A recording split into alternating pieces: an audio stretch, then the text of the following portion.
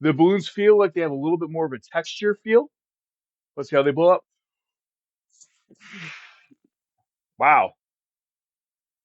Okay. Um, First reaction. That's nice and opaque. Even, I mean, I'm shining through one of my LED lights over here, and I it actually blocks out enough of the reflection of the light itself that I can actually see the individual LEDs that's in my ring light. And that's I wasn't expecting that, truthfully. Um, Squeak is minimum. Most of the balloons I won't go through this much through, but this is the first one. And truthfully, black is Qualtex. it- their black has left me wanting. Metallics, same.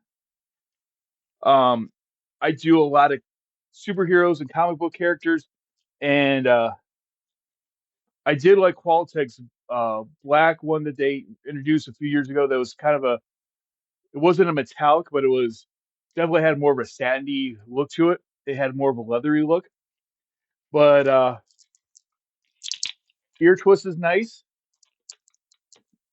The pressure seems to be really good, consistent. Um, I'm actually I wasn't expecting it to be. I was expecting something, but I don't think I was expecting necessarily what I'm feeling right now because black, yellow have always been, even gold have always been the ones that have always given me problems.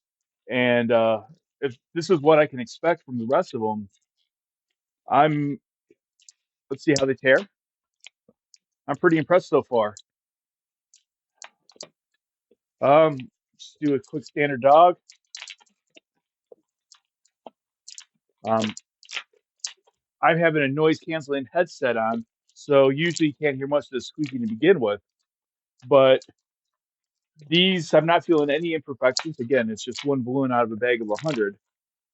But yeah, I'm pretty impressed with the feel of those.